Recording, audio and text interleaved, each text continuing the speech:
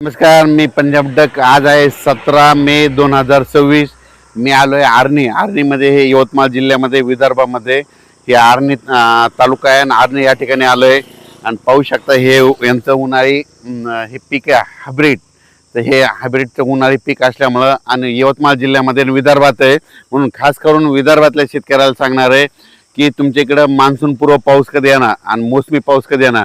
तर आज आहे 17 मे 2026। तर सर्वप्रथम विदर्भातल्या सर्व शेतकऱ्याला सांगू इच्छितो की अचानक पाऊस कंप्लीट 21 दिवस राहिलेला आहे। तुम्ही काय करा, शेतीचे कामे करून घ्या, कारण की 21 दिवस पाऊस राहिला आहे। तर तुम्हाला एक सांगू इच्छितो, मान्सून पूर्व पाऊस तुमच्या इकडं म्हणजे तुमच्या विदर्भाकडं, पूर्व विदर्भ आणि पश्चिम विदर्भाकडं मी आता सध्या आहे आर्णीमध्ये। आर्णी यवतमाळ जिल्ह्यामध्ये आर्णी तालुका आहे। तर तुमच्या इकडं तुम्हाला सांगू इच्छितो 27, 28, 29, 30, 31च्या दरम्यान मान्सून पूर्व पाऊस येणार आहे, म्हणून हा अंदाज विदर्भातल्या शेतकऱ्यांनी लक्षात घ्यायचा। विदर्भातल्या सर्व शेतकऱ्याला सांगू इच्छितो की तुम्ही शेतीची कामे करून घ्या।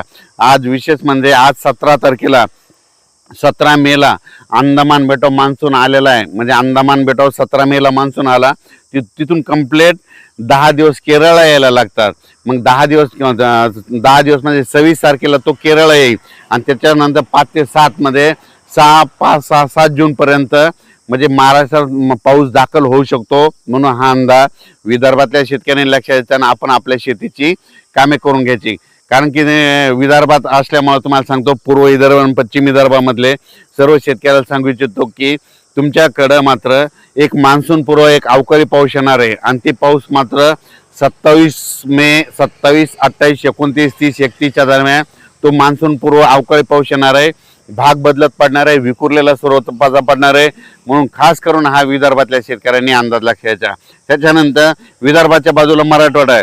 तर मराठवाड्यामध्ये मान्सून पूर्व पाऊस कधी येणार, म्हणजे मराठवाड्यात देखील 27, 28 मेच्या नंतरच मराठवाड्यात देखील एक मान्सून पूर्व अवकाळी पाऊस येणार आहे। म्हणून हा मराठवाड्यातल्या शेतकऱ्यांनी अंदाज लक्षाचा। मराठवाड्यातल्या सर्व शेतकऱ्याला सांगू इच्छितो की अचानक कंप्लीट 21 दिवस पाऊस राहिलेला आहे। तर तुम्ही काय करा, शेतीची कामे करून घ्या। त्याच्यानंतर तुम्हाला सांगू इच्छितो उत्तर महाराष्ट्रातल्या देखील शेतकऱ्याला सांगू इच्छितो की तुम्ही काय करा, अचानक पाऊस कंप्लीट 21 दिवस राहिलेला आहे।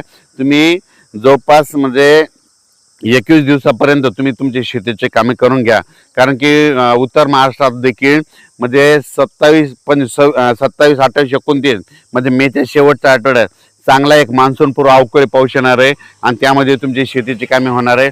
पण या पावसामध्ये विजेचं प्रमाण जास्त असल्यामुळे शेतकऱ्यांनी शेतीचे कामे करत असताना आपली स्वतःची काळजी घ्यायची, झाडाखाली थांबायचं नाही। त्याच्यानंतर आपण आपल्या याच्याकडं पश्चिम महाराष्ट्राकडे होऊ तर पुणे जिल्हा, सातारा जिल्हा, कोल्हापूर जिल्हा, अहिल्यानगर जिल्हा, बीड जिल्हा ह्या पट्ट्यातल्या शेतकऱ्याला सांगू इच्छितो की तुम्ही देखील काय करा, अचानक कंप्लीट 21 दिवस पाऊस यायला शिल्लक राहिलेले 21 दिवसामध्ये तुम्ही तुमची शेतीची कामे करून घ्या। कारण की मेच्या शेवटच्या आठवड्यात पुणेकडे देखील एक आणि कोकणपट्टी घाटमाट्यावर देखील पाऊस सुरू होणार आहे। म्हणून हा अंदाज सर्व शेतकऱ्यांनी लक्षात घ्यायचा। मग सांगायचं झालं तर कोकणपट्टीकडे तर जवळपास 23 तारखेच्या नंतर तिकडे पावसाचं वातावरण तयार होणार आहे। म्हणजे कोकणपट्टी, सातारा, कोल्हापूर, सांगली हे पट्टा, त्याच्यानंतर अहिल्यानगरकडे 24 तारखेच्या नंतर तिकडे वातावरण बदलायला सुरुवात होईल। पण 24 तारखेपासून फक्त कोकणपट्टी आणि घाटमाटा परिसर त्या भागामध्ये मान्सून पूर्व अवकाळी पाऊस सुरू व्हायला तयार होणार आहे। म्हणून त्या शेतकऱ्यांना अंदाज लक्षाचा। सगळ्यात महत्त्वाचं पुणेकराला सांगू इच्छितो की पुण्याकडे देखील 25 मे पासून तुम्हाला पाऊस पाहायला भेटेल आणि गरमीपासून सुटका भेटणार आहे। म्हणून पुणेकरांना देखील अंदाज लक्षात यायचा। राज्यातल्या सर्व शेतकऱ्याला सांगू इच्छितो की राज्यामध्ये मात्र अचानक पाऊस कंप्लीट 21 दिवस पाऊस राहिलेला आहे। तुम्ही शेतीचे कामे करून घ्या।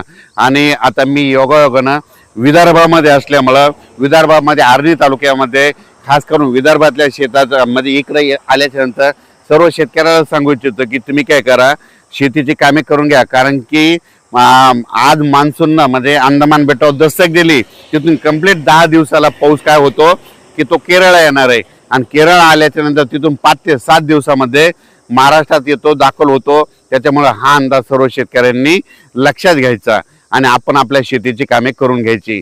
आणि आता या ठिकाणी आल्याच्या नंतर बऱ्याच ठिकाणी पाहिल्याच्या नंतर खूप ठिकाणी शेतीची कामे तशीच राहिलेली आहे। म्हणून सर्वप्रथम तुम्ही शेतीची कामं आटपा।